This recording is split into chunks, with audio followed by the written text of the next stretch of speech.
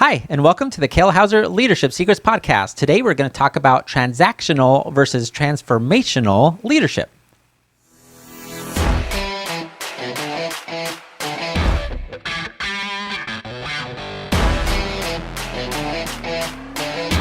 Good day, dedicated listeners. My name is Kale Houser. Thank you for joining me today for this episode of the Kale Houser Leadership Secrets podcast. The idea of this podcast, if you are new to joining us, is to provide you with those kind of tactical level, practical things you can do, you can implement, or you can think about as far as how to change your organization for the better and how to become a better leader, a more confident leader, to ultimately connect with your team and inspire them to greatness and lead your organization to greatness. That manifests itself in many different ways, but what I want to do today is talk about the difference between transactional leadership versus transformational leadership. And we'll start with just a basic definition so we kind of get all on the same page of the points that I want to make. Is transactional is I give you X, you give me Y. Right? I provide you something, and in exchange for that something, you do this for me. Certainly, a capitalistic society where we're exchanging money has that kind of transactional nature. Versus, on the other hand, a transformational type of leadership is I'm going to do X for you, and I hope that changes the way you do Y. Okay, does that kind of make sense? It's not so much we're just exchanging items or exchanging not attitudes, but we're exchanging some thought or process, but we're actually affecting change in each other, right? I, as a leader, want to affect change in you, whether that be, through increased education, a change in attitude, a change in goals, all those types of things to transform you as my subordinate, as somebody I value as my team, somebody that I feel responsible for as the leader of the organization. Okay, so that's kind of the baseline of where we're starting that with.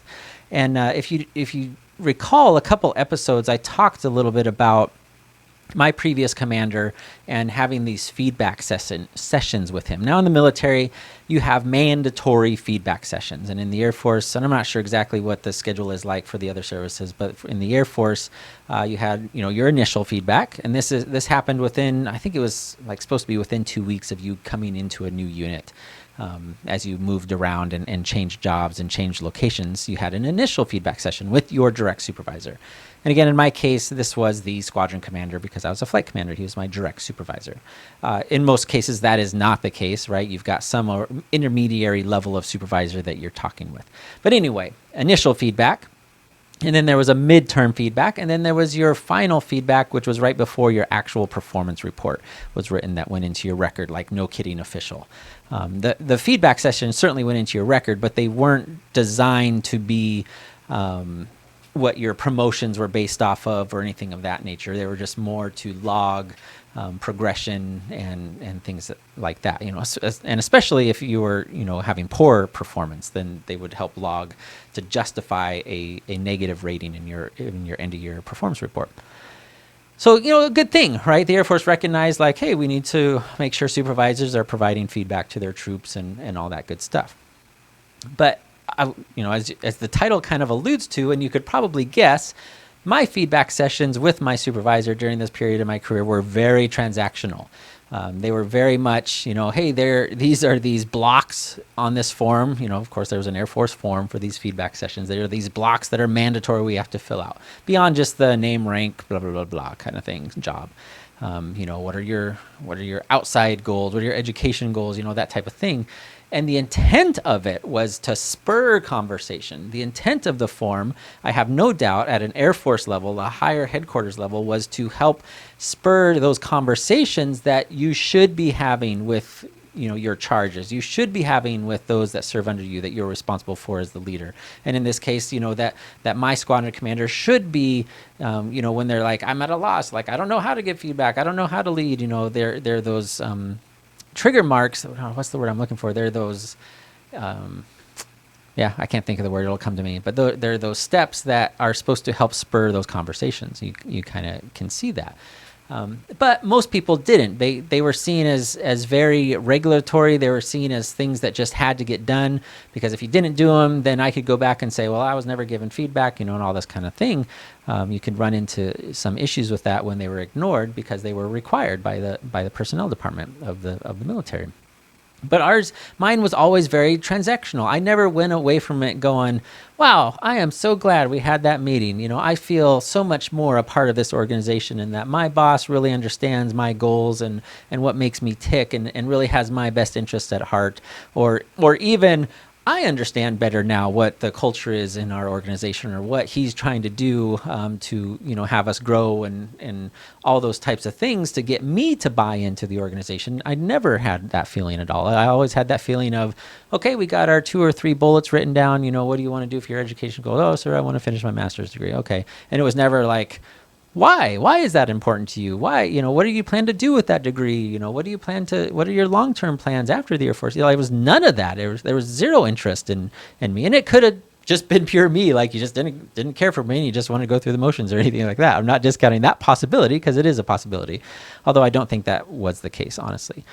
So I always went away from those feedback sessions. And I think I've said this before, is that was like one of the 3 or 4 few times I actually met with my commander. And this certainly contributed to the overall feeling of this, is that he only met with me when it was mandated by the Air Force, right? You will give an initial feedback, you will give a midterm feedback, and you will give a pre-end of year performance report feedback. And that, had the Air Force not mandated that, and had he not been in a potential to get in trouble himself for not doing those things, they wouldn't have happened, because it wasn't a high, at least my understanding, wasn't high on his priority list. And now rewind just a little bit, because I had the opportunity before I cross-trained into being MQ-9. I was in another program as an engineer in the Air Force. My training by education, by academia, is mechanical engineering. That's what I did. And then I got my master's degree in aerospace, not engineering, aerospace studies, I think is what it was, but it was a special in aerospace dynamics and things of that nature. Anyway, I had the opportunity, after I commissioned as a young lieutenant, I had a master sergeant, and that was part of my chain of command, as far as he was my direct report. Like, he reported directly to me, and I was responsible for writing his reports and doing these feedbacks and all those things, which puts you in, like, there's always a weird dynamic when you've got this. I was kind of a more unique case, because I was older when I commissioned as a lieutenant, but you could easily have a brand new lieutenant, 01 butter bar type guy or gal, straight out of college, maybe less than a year, and they're supervising and reporting, writing the reports and performance reviews on master sergeants that have been in the Air Force for 15 years or 20 years, wherever that is. So it always creates an interesting dynamic. And mine was a little bit different, because I was older and I had previous experience, but I still had not been in the Air Force near as long as this master sergeant had been. And he was a good guy, right? Certainly not a top performer by any stretch, although at the time our office didn't really encourage top performance. There was not a lot to be a top performer on. But through the course of me kind of knowing him just inner office, because it was a smaller office, I developed an impression of him. No big deal, right? We all do. We develop, preconceived notions, and we develop impressions based on feedback and those nonverbal things. And when it came time to provide these feedback, and it was actually basically my feedback of, hey, this is how I'm writing your performance report. And in the Air Force at the time, and it may have changed by the time you're listening to this, but we had essentially a 1 through 5 system. 1 being like, you're the worst ever, like, that whole thing. You're one step shy of literally getting kicked out. And then 5 is your top guys, like, man, you should be the Chief Master Sergeant of the Air Force type of thing. And the system had always been known as being inflated, right? Like, everybody's a 5. There are no bad apples. And if you got a 3, that was the difference. That was like getting a 1, right? When 3 was like, hey, you showed up, you did your job. There weren't any real issues. You're basically average, right? It's like being a C student. You did your work. It wasn't stellar. You weren't going above and beyond and doing all these extracurricular things and adding this information and stuff. But you did your job. You're dependable, trustworthy, all those things. There's nothing to be ashamed of that. But the Air Force developed this culture of 3s are bad, 4s are really not good, and then 5s are kind of the only acceptable thing. And it kind of diluted the whole system. So here I am coming in as this lieutenant going, hey, I'm going to be true to the system, because the system is designed to work this way. And you, Master Sergeant that I was working with at the time, was not a 5. Absolutely not. There was nothing about his work ethic, his attitude, what he did and how he contributed to our office or organization or the Air Force at large was a 5. There was nothing above and beyond. And I'm totally comfortable and okay saying that. It's not a slight, it's just matter of fact. And my impression is that because when I told him I was not giving him 5s on his performance report, he was upset about it, because my impression was he had gotten 5s throughout his career. But in looking through his past reports, there was nothing to indicate of why, other than that was just kind of the norm. You gave 5s to everybody. I didn't feel it was warranted, and I felt it'd be a incongruity with the intent of the process and the rating system. So then I told him, like, hey, you're a 3 in this area, man. Yeah, you show up. We can count on you to be here. That's okay. But there's nothing special going on here. There's no above and beyond. There's no anything. And he was pretty upset about that, because honestly, he had a position as his next position in mind that he wanted to do. That was for his career field, a pretty prestigious position. And by me doing this was probably going to tank him.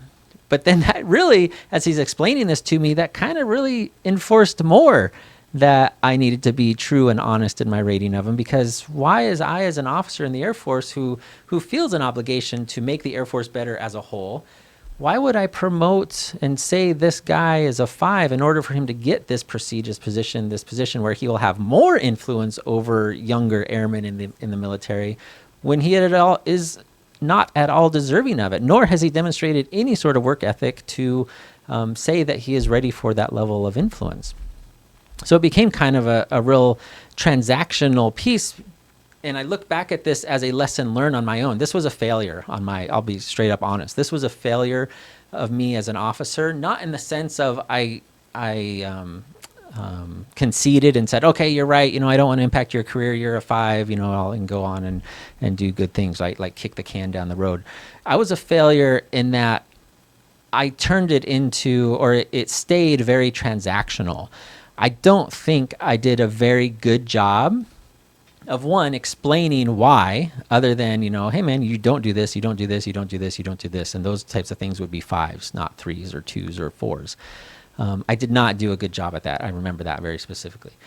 I could have done to turn it into more of a transformational conversation of like, hey man, what are your goals? Like, I know you want to go do that job, but why? Is it just because of the schedule? Is it just because of the location? Like, do you feel a real calling to have that kind of impact on the younger generation, these younger enlisted folks, as you as a master sergeant and hoping to become a senior master sergeant, all those things?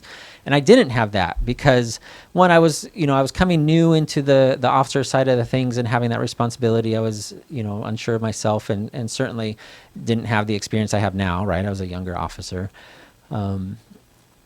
And anytime we have those conversations where they're contrary to what, the person we're having them with believes, it's difficult sometimes to be honest and upfront, and especially when it's not all positive and sunshine and roses types of things.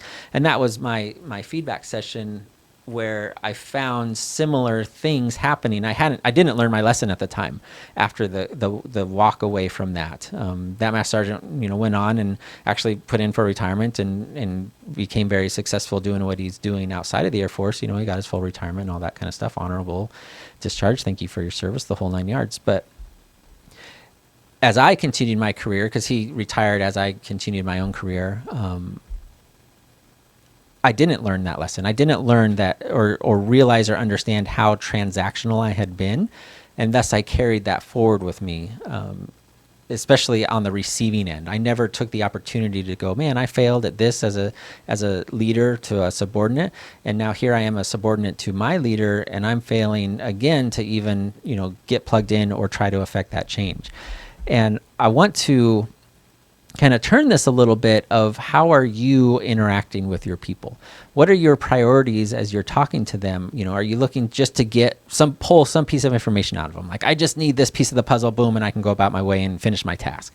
Or are you looking to be like actual transformational, like, what is going on with you in this world? How can this organization help you reach your goals? How can, all these things, how can you better fit into our culture or contribute to that culture to be more transformational in nature? And again, I try to keep these things not so high level, like, oh, these concepts are great. It's a perfect ideal world to be transformational all the time versus transactional. And I'm not saying that at all, because there are times where you just need to be like, hey, Bob, what's 6 + 7, right? And just get the answer, like move on and get the answer, because there are tasks that need to be done. I'm talking more in general in the instances of providing feedback, getting people on your side, gaining that confidence in you as the leader by affecting change in other people. And there are a couple questions you can ask yourself as you're going through this process to kind of give yourself a gauge of how transactional versus transformational you are. And the first of those is, as you're going, and maybe your organization has a form for these feedback sessions, right? Like the Air Force did, maybe. And it's probably a good idea that you do. You want some sort of structure, especially as you're a bigger organization, that your HR can kind of go back to document positive things like, hey, this is why we're giving you a raise, or this is why we're only giving you this much of a raise, or this is why you're not getting a raise, right? Those types of things you can go back and see. But are you more, as you're going through it, are you more concerned with the filling of the form itself than you are the content in it? Like, hey, we need 3 bullets for this section. What are your 3 goals? All right. Okay. Oh, cool. You want to lose 20 pounds? That's great. Are you more concerned with that, like the actual logistics of filling out the form and making sure it gets filed in the right place? Or are you more interested in interacting with your people and the person sitting across from you as you're going through this feedback session, right? To include feedback that you're getting from them. Like, this may be a feedback session for you as their leader to them, but there's always an opportunity for them to provide you feedback. So are you concerned with that portion of the feedback? As you've gone through this process, did you learn anything new from them? Again, as you're interacting with your people, are you strictly going, hey, I need this piece of data from you in order to be successful. I need this piece of data over here. I need you to do this. I need you to do that. Versus, hey, I didn't even know that, take your pick, that you were into motocross. Like, that's awesome. Or you went to this big NASCAR race this weekend, and, oh, who's your favorite driver? Like, did you learn anything new during this process? Because you should be learning new things from your people as you go through these things. Or was it just like, yep, I know you still want to lose 20 pounds. You didn't get to it last quarter, but here again, this quarter, you're the same 20 pounds kind of thing. And then were there any additional topics or concerns discussed outside of those 3 or 4 questions on your feedback form? Right? Was it just very regimental, like, okay, we got to get through this, like I said, getting back to the importance of filling out the form versus finding out about the person? Or was it kind of more an open dialogue that went down other paths as you started kind of digging and figuring out and discovering about, each other, the culture, the organization, all those types of things, where other things and concerns raised? And then finally is, where's your mind during this process? Are you there? Are you present during this feedback session? Or are you thinking about the next meeting? Like, oh my God, I can't believe Joe is blathering on like this. I've got a meeting here in another 5 minutes I've got to get ready for, right? Or are you, only worried about what's happening in your world? Are you looking at things through their perspective as you're going through this process? Those are the differences, a sum of the differences between a transformational versus transactional, right? You can't be very transformational when you're only worried about your next event that you've got on your calendar versus seeing things from their perspective, especially if they're at the point where they're comfortable and they're bringing up those types of things, especially if they're concerns. Okay, but transformational is like, man, I'm so glad you brought that to my attention. I hadn't realized that. Please tell me more about that. Why do you feel this way? What can we do about that? Right? Start getting into that discovery mode of what makes people tick and why they think the way they think. Okay, so a little bit of high level mixed with hopefully tactical level of things that you can and work through as you're going through these sessions, especially if you're a part of a larger organization, to really change. And again, this is affecting the culture of what you want to have implemented. Do you want to be very transactional? We just need you to show up and stamp those 7 parts, 7 parts for 10 minutes, whatever your metric is, or do you want to help bring them into your organization, be part of that culture, long-term solutions, all that type of stuff that hopefully you understand is the point of this podcast in general. All right, transactional versus transformational. If you've got examples, please let me know. Put them in the comments below, likes, subscribes, shares. If you've got somebody that you're like, man, they really need to listen to this podcast because they're dealing with this exact situation, maybe a buddy of yours or somebody in your church, yeah, please feel free. Let them know that I'm out here. I would very much appreciate that. And certainly if there's somebody that you feel that I should interview, please let me know. I'd be happy to reach out to them and invite them to be a guest on this podcast. Hey, thank you so much for joining me. I do value and appreciate your time. I never want to take it lightly and always want to provide you with content that is applicable and relevant to what you've got going on. Hey, have a fantastic day no matter where you are at in the world. Bye.